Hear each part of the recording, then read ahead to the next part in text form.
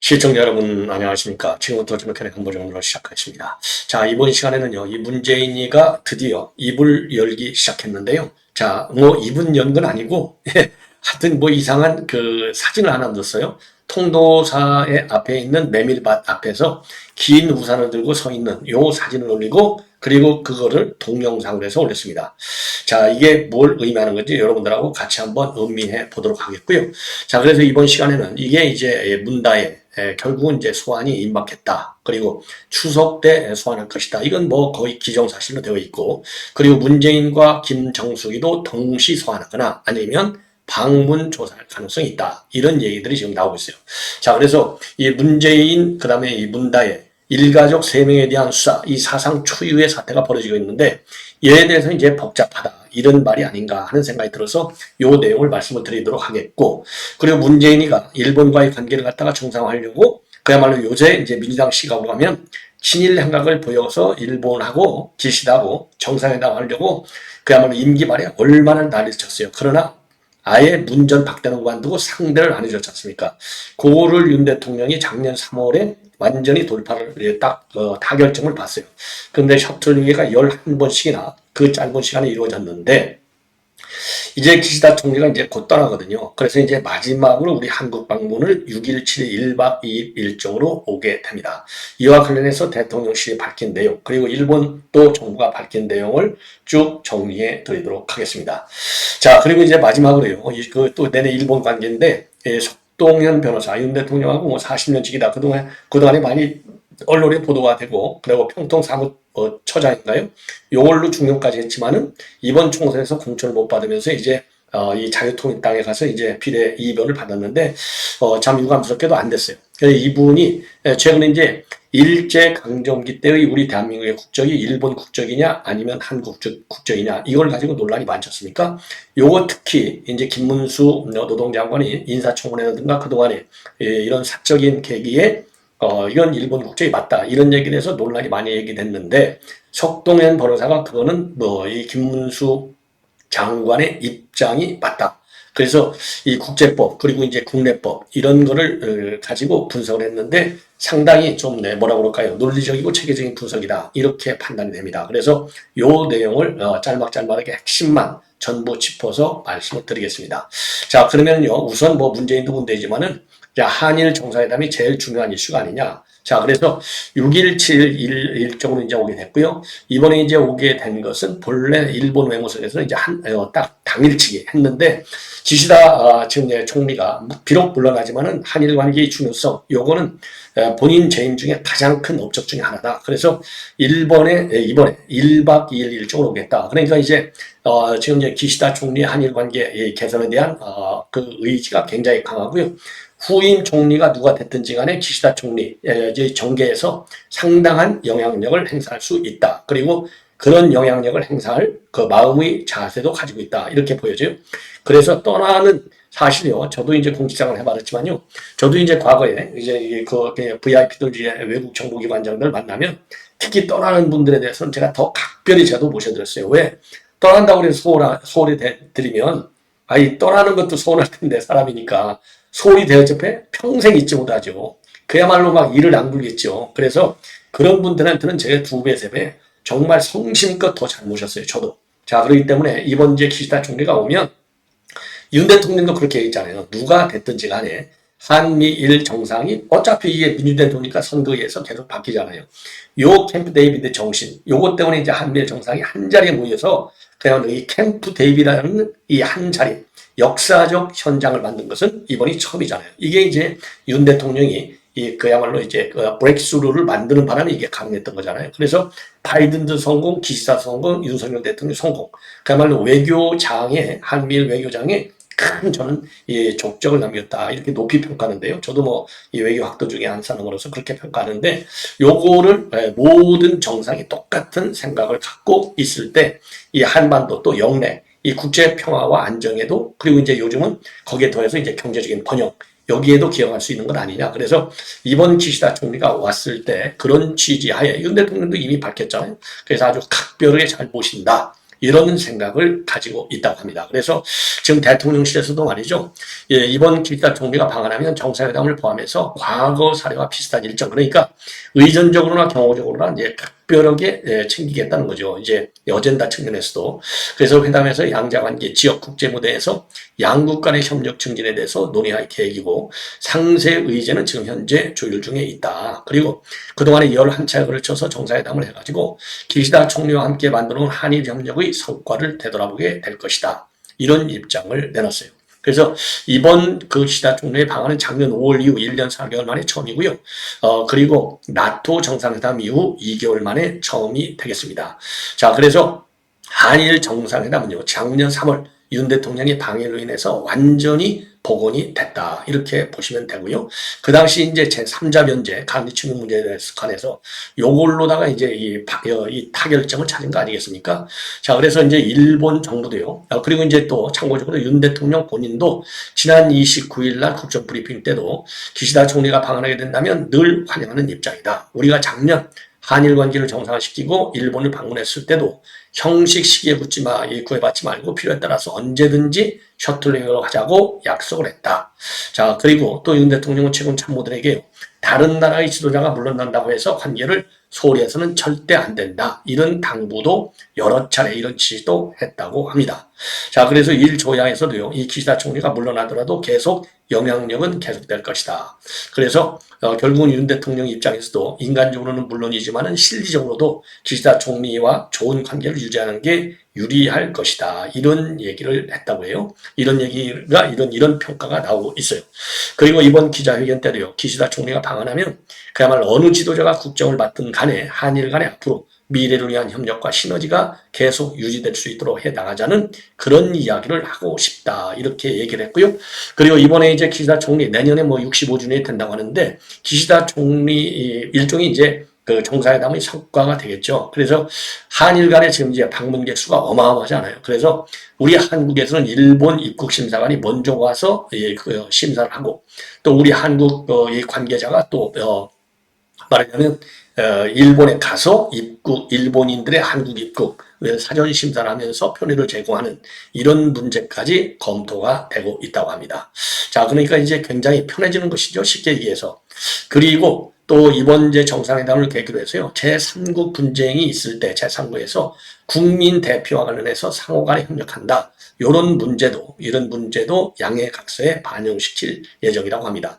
사실 중동 분쟁이 있을 때 우리 한국이 먼저 일본 시민들을 갖다가 대피시킨 사례가 최근에 있었죠. 예, 요것을 이제 시스템화, 제도화 시킨다는 그런 건데 요즘 이 국제 분쟁이 하도 여기서 많이 일어나기 때문에 그런 제도적인 장치를 해놓으면 그야말로 이제 대통령이 가장 중요한 게 뭐예요? 국민의 생명과 재산 보호잖아요. 그런 측면에서 굉장히 좀 합리적이고 그 한일 관계의 지속적인 발전에도 크게 기여할 수 있는 것이 아닌가 이렇게 생각이 되네요. 자, 이 정도로 해서 이제 이 기시다 총리의 이제 방안과 관련된 내용은 이제 마무리하고, 자, 이 문재인의 지금 조사가 아니고 이제 수사죠. 공식적으로 피의자로 정식으로 문다에 그 압수수색 영장에 피의자, 뇌물수수, 뇌물공여 딱딱 이상적으로 적혀 있다는 거 아니에요. 그러니까 이거는 공식 수사가 되겠습니다. 그래서 이제 죄송합니다. 언제 소환하느냐 요 문제만 남아 있는데 지금 이제 전반적으로 이제 보도를 보면은 9월 추석, 이제 9월 추석이 이제 다음 주인데요. 추석이 지나고 나서 문다혜를 부르면 그 다음에 바로 부르는데 부르는 방식도 이 문재인과 김정숙이를 같이 부르느냐, 따로 부르느냐, 아니면 현장으로 내려가느냐. 그리고 이제 부른다고 하더라도 서울로 부르느냐, 인근 검찰청으로 부르느냐. 요런 이제 이 수사 기술적인 측면에서의 이제 검토가 지금 내부적으로 진행이 되고 있는 것으로 보입니다. 자, 그러다 보니까 지금 이제 문재인이가 마음이 복잡하겠죠. 그런데 아직도 글은 안 썼어요. 글을 안 쓰고 윤건영의 이벤트에서 굉장히 안타깝게 생각한다. 요 정도의 간접적인 의사표명이 있었는데 이번에 본인이 직접 페이북에 글을 올렸습니다. 페이북에 뭐라고 올렸느냐? 통도사 메밀밭 이렇게 딱 글씨를 올리면서 통도사 메밀밭 다른 말 하나도 안 썼어요. 동영상을 올렸어요. 동영상. 자, 이게 메밀밭에서 우산을 뒷짐지고서 우산을 들고 서 있어요. 검은 우산, 긴 장우산, 긴 우산. 예. 통상적인 우산을 들고 통도사를 멀리서 바라보고 있어요. 자, 요거가 뭘 의미할 것인가? 이게 이제 사실상 본인의 수사와 관련된 최초 입장이 되겠는데요. 그래서 제가 이 영상을요, 한번 이게 이 화면을 잘 보일지 모르겠는데, 이렇게 한번 보시죠. 자, 이게 이제 사실상 이제 최초의 입장문이 되겠습니다. 예. 자, 한번 보시죠. 조금 더 가까이 해볼까요? 지금 뒤에 서 있는데, 뒤에 손에, 허리 뒤에다가 이제 손을 대고, 그 엉덩이 위에다가 그 장우산을 접어서 들고 있어요. 그리고 그 앞에 메밀밭이 있습니다. 요 메밀밭을 쳐다보는데 그 앞에 있는 산이 통도사라고 합니다. 그래서 밑에 보이잖아요. 통도사 메밀밭. 요 글자가 보이나요? 네. 자, 통도사 메밀밭 보이시죠? 자, 이렇게 딱 아무 말도 안 써놓고, 자, 그래서 요 동영상 하나, 요거 보니까요, 한 30초 정도가 돌아가요. 예, 이 30초 돌아가는 요 동영상을 올려놨어요. 그러면 여기서 우리가 이제, 우리 이제 우리가 이제 우리 한국 사람들이 흔히 해석하면, 먼 산을 바라보고 있잖아요. 멍하니, 말 한마디도 안 하고 바라보고 있잖아요. 요거는 결국, 좀 본인이 이제 반성 반, 후회 반, 그리고 원망 반, 우리가 이제 먼 산을 바라보고 말할 때, 아우, 저 사람 저거 좀 멍하게 서 있네. 이런 얘기잖아요. 멍 때리고 있는 거예요. 멍 때리고 있어. 왜? 이렇게까지 걸릴 줄 몰랐거든요. 왜? 본인도 이제 정권을 재창출할 줄 착각을 했겠죠. 본인이 실정을 했다는 것을 못 느끼고. 그러니까 이제 검찰의 수사가 굉장히 급속히 진행되고 있지 않습니까?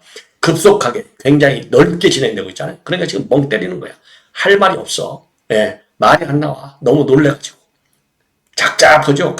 국립대학 갈 생각하니까. 요 심정. 그렇다고 여기다 대고 이제 바로 이재명이나 그 다음에 친문 인사들이, 친문 의원들이 지금 37명이 문다에 압수수색하니까 바로 그 다음날, 그날, 바로 기자회견을 통해서 쏘아붙였잖아요. 보복수사다. 예. 요렇게 하기에도 본인이 제가. 왜냐하면 이건요, 다른 거하고 달라요. 통장에 다 돈이 나와 있잖아요. 그리고 진술이 굉장히 구체적이잖아요. 그 다음에 진술이 또 굉장히 일관되잖아요. 더군다나 그 진술이 누구한테 나왔느냐? 청와대 민정수석실 조국 바로 밑에 있는 인사조국, 그러니까 이제 문재인 일가 친족들, 문재인 가족들을 담당하는 행정관한테 나온 거예요. 그래서 무슨 얘기까지 나왔어요? 이 이상직을 갖다가 장관시키려다가 주가 조작 혐의로 과거에 유죄 판결을 받아갖고 이거는 청문회 통과가 굉장히 어렵다. 그래서 장관 안 시키고 지금 이제 그 중진국 이사장으로 뺐다. 아주 구체적으로 나와 있잖아요. 그러니까 요거 반박을 하기가 쉽지 않아.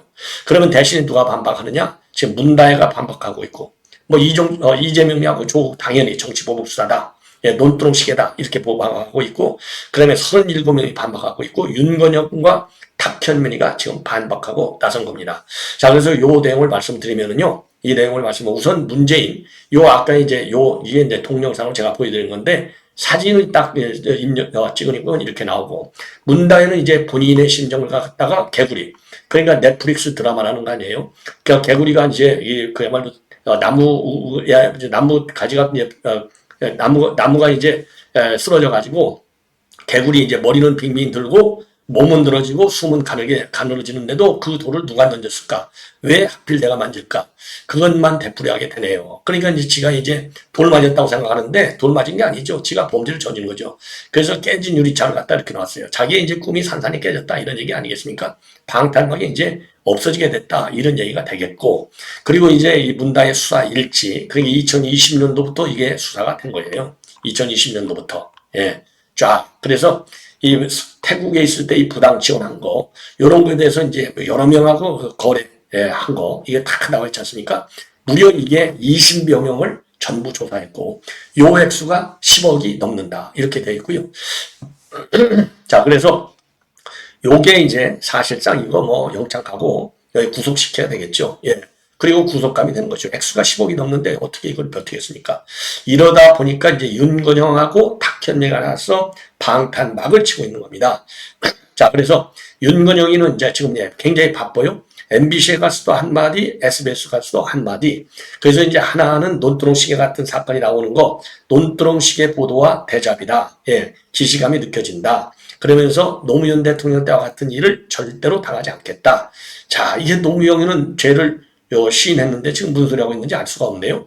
그리고 이제 SBS에 나가서도 요거 그 탄압 수사라는 거죠. 그리고 전부 다요. 이 사건이 터지면 전부 민당의 특징이 김건희 여사를 갖다 끌어들. 모든 것은 기승전 김건희 여사입니다. 물타기를 하는 것이죠. 근데 지금 이재명의 그 문재인에 대한 수사가 결국은 김 여사 수사에 대한 물타기다. 예, 이렇게 지금 꼬아서 비판을 하고 있는 겁니다. 자, 그래서 이게 이제 언젠가는 직접 말씀하실 것이다. 그랬는데 언젠가가 지금 이제 온 거예요. 이게 바로 MBC 아침에 했는데 지금 오후에 문제니까 이 글을 올린 겁니다. 자, 그래서 지금 요거는 이 문재인 대통령에 대한 모욕주기하고 망신수기, 괴롭히기 수사이고 김 여사 범품포의 수사에 대한 일종의 물타기 수사다. 그리고 그렇게 이제 그 비판을 하고 있는 겁니다. 반박을. 자, 그리고 문다에게 김정숙이가 이제 자기 친구 통해서 5천만 원 입금한 거 이와 관련해서 이제 경제 공동체다 이렇게 검찰이 보고 있잖아요. 요거를 반박하고 있는데 뭐라고 반박하고 있느냐? 김정숙 여사가 딸에게 돈을 입금한 시기는 2022년도 퇴임 이후다. 사위 취업이 있었던 건 2018년과는 별개의 건이다. 전형적인 논두렁식의 보도다라고 비판하면서 김정숙 여사가 딸에게 돈을 붙이면서 지인을 통해서 붙였는데 무통장 입금을 하면서 김정숙이라는 이름을 넣었다. 만약에 나쁜 의도가 있으면 그걸 왜 그렇게 하겠느냐? 이게 말이 안 되는 거예요. 한마디로 얘기해서. 자, 퇴임 이후잖아요. 퇴임 이후에 2022년도 퇴임 이후에 돈을 보냈다고 하는데 입금. 자, 돈을 보냈어도 자기가 특활비 예를 들어서 가설적으로 보면 특활비를 빼서 갖고 있는데 이 돈을 갖다가 딸한테 줘야 돼. 현직에 있을 때 주기가 부담스러우니까 퇴직하고서 준 거예요. 예, 그래서 꼭 2018년도 중진공 이사장 할 때 돈을 준 게 아니고 퇴임했을 때 줬기 때문에 이런 우리법성이 전혀 없다? 요거는 지가 혼자 단정하는 것이죠. 말도 안 되는 것이죠. 예, 방탄박이 논리적으로 성공이 안 돼요. 현직에 있을 때 돈을 줘버려갖고 그게 근거가 나오면 더 큰일 나니까 퇴직했는데 뭐 내가 순수 빈관인데 무슨 소리야. 그러면은 깨끗한 돈이면 왜 친구한테 돈을 보내냐 이거예요. 그것도 보조에다 쌓고 현찰로 빡 받은 돈을. 이게 말이 안 되는 거잖아요. 그리고 문제가 있었으면은 지인이 그 옆에다가 김정숙 이름을 써놓겠느냐 이렇게 하는데 무슨 소리냐. 왜? 요 친구도 바보가 아니잖아요. 그러니까 이게 검은 돈이라는 거 친구가 알으니까 나중에 이 사법 리스크를 본인이 이제 죄송합니다. 사법 리스크를 본인이 안고 붙여주는 거 아닙니까? 그러면 나중에 무슨 문제가 됐을 때, 아, 그거 내 돈이야. 내 돈이 아닌 게 분명하잖아요. 그러면 내 돈이 아닌 거야. 이거를 수사기관에 입증을 해야 되잖아요. 그런데 거기에다 지 이름, 뭐, 전우편 이렇게만 써봐. 그러면 전우편 돈 보낸 걸로 알지. 김정숙 돈이 아니잖아요. 그러니까 요거는 나중에 분내네. 이거 내 돈이 아니고 김정숙 돈이야. 요렇게 수사기관에 진술을 해야 될 거 아니에요. 그 진술에 신뢰성을 줘야 될 거 아니에요. 그러니까 요 친구도 바보가 아니니까 그 옆에다가 자기 이름도 전옥현, 김정수 이렇게 쓴 거예요. 지금 이 윤건영이는 참 단순해도 이렇게 단순할 수가 없네요. 자, 그리고 경제 공동체다. 지금 검찰에서 그렇게 해서 지금 이제 그 피의자로 몰고 있는데 피의자로 보고 있는데 이와 관련해서도 진짜 경제 공동체는 윤석열 대통령과 장모분이 진짜 경정태다. 그러면서 양평고속도로 얘기를 또 꺼내고 있어요. 예, 그러면서 노동의 대가로 월급 받은 걸, 사위가 월급 받은 걸 어떻게 장인이 책임지라고 그 하는 그런 경쟁 공동체가 있는지 모르겠다. 아니, 최순실하고 박근혜 대통령은 가족 관계가 아닌데도 경제 공동체에서 지금 박근혜 대통령도 옥고를 치렀고 최순실도 현재도 치르고 있잖아요. 지금 무슨 얘기였는지 알 수가 없어요. 윤건영이 참 바보 같은 인간인 것 같아요. 이런 인간을 국정상황실장 주고, 예, 그 중요한 자리를 주고, 지금 이제 국회의원을 2번씩이나 해먹게 했으니, 그러니까, 문재인 정권은 실패한 정권으로 기록되는 거예요. 5년 만에 쫓겨나는 겁니다. 예. 자, 그러면서 이제 마지막으로 노무현 대통령에 대해서도 논두렁시계라든지 전혀 근거 없는 소문을 만들어내고 압박하면서 몇 달 동안 괴롭히고 모욕 주고 극단적인 그런 아픈 일이 벌어졌지 않았느냐. 앞으로 문재인의 소환조사뿐만 아니라 다혜씨 소환조사, 김정숙 여사에 대한 조사 모든 가능한 방법을 동원해서 괴롭히고 모욕 주고 포토연안에 세우려고 할 것이다.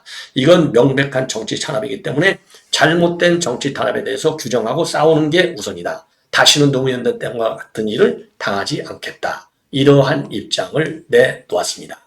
자, 이 말을 믿을 사람이 누가 있어요? 예.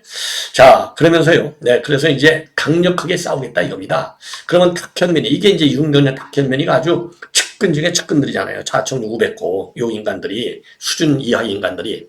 자, 여기에서 이제 탁현민이가 뭐라고 했느냐? 탁현민은 더 수준 이하의 발언을 하고 있어요. 아니, 윤 대통령이 문재인보다 100배만 배 정책을 잘 구사하잖아요. 국가와 민족을 위해서. 그런데 문재인을 갖다가 윤 대통령이 핍박하고 있다는 거예요. 핍박의 개념으로 보고 있어요. 위법이냐 불법이냐, 예, 요거를 따지지 않고 핍박. 그러면서 질투와 자격심에서 비롯되는 것이다. 딱 지수준에서 보고 있어요. 그래서 전 정부에서 일했던 한 사람으로서 문재인이가 받는 모욕에 분개한다. 분개는 우리 국민들이 지금 분개하고 있는데 어디다 대고 분개한다고 하는지, 국민을 뭘로 보는지 참 알 수가 없네요. 그래서 문 대통령에 대한 일련의 행위들은 흔히 이야기하는 보복이 아니고, 그는 보복해야 할 만한 무엇을 누구에게 당한 적이 없다. 예. 그러면서 지난 시간 동안 윤석열 정부는 모든 분야에서 이 문재인 정부와 비교되고 평가되었고, 놀림거리가 되어왔고 걱정거리가 되었다. 무엇 하나 어떤 사소한 것 하나에서도 윤 정부는 신선하거나 유능하거나 최소의 기대치를 채워준 적이 없다. 한마디로 웃기고 있어요. 자, 그러면서 윤 대통령이 기회가 있을 때마다 전 정부를 탓하고 전 대통령을 탓하는 이유도 이제껏 모든 비교에서 뒤졌기 때문이다. 이전만 못하다는 것을 알기 때문에, 이전보다는 낫다는 평가를 받지 못하기 때문에 자신들이 할 수 있는 모든 수단을 통해서 필사적으로 비난하고 음해하고 모해한다. 실력이 없고 노력이 부족해 형편없는 결과를 만들어내는 사람들, 그러한 이유를 자신에게 찾지 않고 남에게서 찾는 부류는 대개 이러한다. 이러면서 완전히 윤석열 대통령의 이 국정이 말하자면 그야말로 국정이 뒤지기 때문에 그렇다. 예, 그러니까 이제 법의 위반 여부를 따지지 않고 감정적인 접근을 하고 있는 것이 탁현민의 딱 요 수준 접근법이다. 그런 점에서 하류 중에 하류에 접근을 하고 있다. 예, 비판하고 있다. 이렇게 보여집니다. 요거 탁현민 같은 거, 이중근형 같은 거, 이거 말 같지 않은 걸 참 제가 보도하려니까 참 열불이 나네요. 자, 시청자 여러분, 이렇게 해서 본 방송을 마치겠고요. 또 이 김문수 국정 문제는 다음 방송으로 제가 넘기겠습니다. 시청자 여러분들의 많은 시청을 거듭 부탁드리고요. 자, 뒤에 지금 그 화초가 하나 있는데, 어느 분이 댓글로 여다가 뒤에 옛날 화면이 좋았다고 그러는데, 지금 제가 해외에 나와 있는 것을 그분은 모르시는 것 같아요. 자, 그래서 임시로 지금 이 배경을 그런 것이라서 좀 허전한 것 같다. 그런 댓글도 의미도 있어요. 그래서 뒤에 제가 화초를 하나 갖다 놨는데, 여러분들 보시기에 어떤지 모르겠습니다. 대단히 고맙습니다.